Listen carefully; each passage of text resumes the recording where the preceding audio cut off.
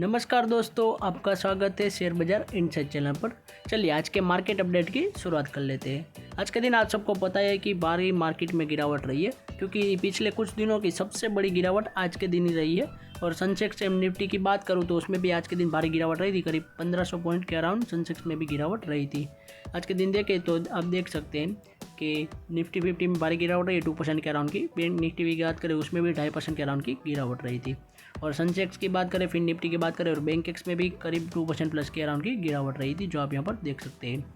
आज के दिन कुछ क्रूड ऑयल से रिलेटेड न्यूज़ है कि अगर क्रूड ऑयल $150 प्रति बैरल हो चुका है, यानी कि स्ट्रेट ऑफ हॉर्मुज करीब 4 से लेकर 8 वीक तक बंद हुआ तो करीब $150 तक क्रूड ऑयल के प्राइजेस जा सकते हैं, ऐसा अभी के लिए नुआमा का कहना है। यानी कि $150 अभी तक पूरी हिस्ट्री में देखें पिछली तो कभी भी $150 तक क्रूड ऑयल के प्राइजेस नहीं गए हैं। यानी कि अगर यह $150 तक पहुंच गए तो हमारे लिए काफ़ी थोड़ी दुनिया के लिए दिक्कत वाली बात हो सकती है, और हमारे लिए भी, क्योंकि इंडिया भी सबसे ज़्यादा जो क्रूड ऑयल है वो वहीं से 55% के अराउंड की मिडल ईस्ट से ही इंपोर्ट करता है। इस वजह से अब देखते हैं कि आने वाले दिनों में कब यह स्टेट ऑफ हॉर्मुज खुल जाता है परमानेंटली और यह वॉर कब ख़त्म होती है, तभी हमारे लिए थोड़ी सिचुएशन आसान होगी। और कुछ एक आध महीने की बात करें, 2 महीने की, तो हमारे लिए थोड़ी कठिनाई भरी सिचुएशन हो सकती है, तो आप उसके लिए थोड़ा प्रिपेयर रह सकते हैं। मुझे नहीं लगता कि पेट्रोल के प्राइजेस बढ़ेंगे, मगर जो गैस सिलेंडर के प्राइजेस हो वो काफ़ी ज़्यादा बढ़ सकते हैं। अब देखते हैं कि हमारी शिप इंडिया तक तो पहुँच सकती है। अगर पहुँच गई कई सारी शिप और गैस की सिलेंडर तो हमारे लिए अच्छी बात हो सकती है आगे आने वाले दिनों में। नेक्स्ट बात करूँ आज के दिन टॉप गेनर एंड लूजर की, तो L&T टेक यानी कि फाइनेंशियल सर्विस की बात करें तो उसमें अच्छी तेज़ी रही है। नेक्स्ट बात करूँ सिंचन इंटरनेशनल लिमिटेड, तो उसमें अच्छी तेज़ी रही थी। चोलामंडलम फाइनेंस में अच्छी तेज़ी रही थी। जाइडस वेलनेस में अच्छी तेज़ी रही थी और अतुल लिमिटेड में भी काफ़ी अच्छी तेज़ी रही थी। आज के दिन टॉप लूजर की बात करें तो एक इंडिया में गिरावट रही, भारी गिरावट। सीएट लिमिटेड में गिरावट रही थी। लार्सन एंड टुब्रो में भारी गिरावट रही है। KPR मिल्स में भी गिरावट रही है। एंड महिंद्रा लॉजिस्टिक की बात करें तो उसमें भी भारी गिरावट रही थी। नेक्स्ट बात करूँ इंडिया का 25 यानी कि फाइनेंशियल 26 में GDP ग्रोथ रेट का डेटा 7.5% रह सकता है, ऐसा अभी के लिए फिच का कहना है। यानी कि फिच की रिपोर्ट से हिसाब से इंडिया का GDP ग्रोथ रेट है वो 7.5% फाइनेंशियल ईयर 26 में रह सकता है, ऐसा अभी के लिए उनका कहना है, जो कि काफ़ी अच्छी बात है हमारे इंडिया के लिए। नेक्स्ट बात करूँ इंडिया और जो US के बीच में ट्रेड डील हो सकती थी वो अब रुक जा सकती है, क्योंकि इंटरिम ट्रेड डील साइन हुई थी, पूरी ट्रेड डील साइन नहीं हुई थी, तो उसको अब सेवरल मंथ के लिए होल्ड पर रख दिया है, ऐसा अभी के लिए रिपोर्ट का कहना है। क्योंकि आप सबको पता है कि US क्या कर रहा है, पूरी दुनिया के साथ टेरिफ की गेम खेल रहा है और जो ना माने उसके साथ वॉर करता जा रहा है। इस वजह से देखें तो यह ट्रेड डील भी अब आसानी से नहीं होने वाली, यह कुछ सेवरल मंथ के लिए होल्ड पर चली गई, ऐसा अभी के लिए रिपोर्ट का कहना है। तो अब देखते हैं कि कुछ अपडेट न्यूज़ आती है तो मैं आपके अपडेटेड न्यूज़ ले आऊँगा। नेक्स्ट बात करूँ आज के दिन निफ्टी मेटल की, तो उसके अंदर भारी गिरावट रही है निफ्टी मेटल के स्टॉक प्राइस में।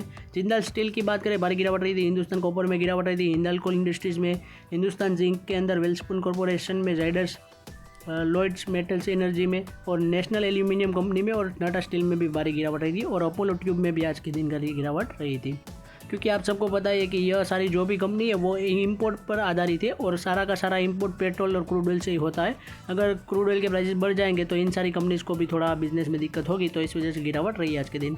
नेक्स्ट बात करूँ NTPC green and Adani power की, तो उनके स्टॉक प्राइस में भारी तेज़ी रही है आज के दिन, जो आप यहाँ पर देख सकते हैं कि NTPC green and Adani power में तेज़ी रही है। तो इसके पीछे का कुछ रीज़न बताया जा रहा है कि जो हमारे गुजरात में या फिर इंडिया में पूरी गर्मी शुरू हो चुकी है, इस वजह से भारी गर्मी हो सकती है, तो इसकी वजह से जो इलेक्ट्रिसिटी है वो भी ज़्यादा सप्लाई होगी, यानी कि डिमांड बढ़ने वाली इलेक्ट्रिसिटी की।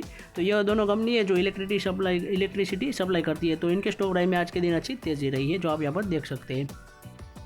नेक्स्ट बात करो आज के दिन हमारे डिफेंस स्टॉक की, तो उसमें अंदर भारी गिरावट रही है। पारस डिफेंस की बात करें, BEL की बात करें, मजगांव डॉक की बात करें, BDL की बात करें या फिर HAL हिंदुस्तान एरोनॉटिक्स लिमिटेड की बात करें, तो सारे में ही भारी गिरावट रही है डिफेंस स्टॉक के अंदर। क्योंकि आप सबको पता है कि यह जो वॉर चल रही है उसके अंदर हमारी कोई भी कंपनी डिफेंस के आइटम नहीं बेच रही, यानी कि इंडिया इस वॉर में शामिल भी नहीं है और ना ही इस कोई भी कंपनी हमारी जो डिफेंस के आइटम है वो बेच रही है। अगर डिफेंस के आइटम बेचती होती तो हमारी कई सारी कंपनीज में डिफेंस में तेज़ी देख सकती है, मगर अभी के लिए तो हमारे डिफेंस आइटम में गिरावट रही है, क्योंकि मार्केट में भी भारी गिरावट रही है कुछ दिनों से। इस वजह से आज के दिन कुछ बात करूँ तो मार्केट में 6 बड़े रीज़न है जिसकी वजह से हमारी मार्केट में आज गिरावट रही है और 6 लाख करोड़ रुपीस हमारे वाइप आउट हो चुके हैं। जिसके पहले रीज़न की बात करूँ तो ईरान इजराइल वॉर है, जो आप सबको पता ही है। ऑयल के प्राइसेस करीब $100 तक पहुँच चुके हैं, वह है। और ग्लोबल मार्केट में भी कुछ तेज़ी नहीं है, उसमें भी भारी गिरावट रही है।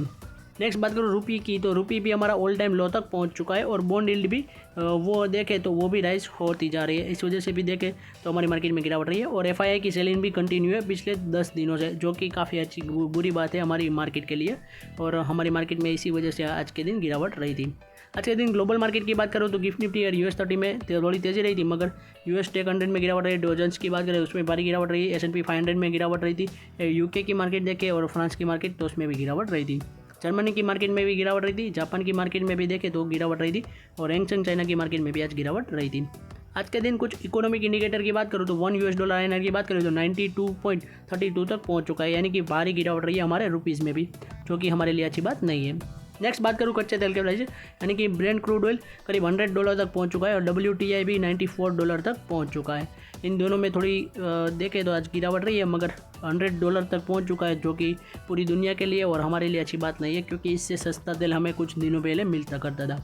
अब देखते हैं कि आने वाले दिनों में यह वॉर ख़त्म होती है तो पूरी दुनिया के लिए अच्छी शांति वाली बात हो सकती है।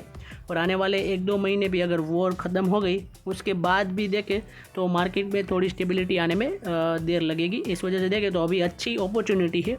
अगर आप चाहें तो अच्छे क्वालिटी स्टॉक अभी डिस्काउंट पर मिल रहे हैं तो आप उसकी रिसर्च करके अपने हिसाब से इन्वेस्ट कर सकते हैं।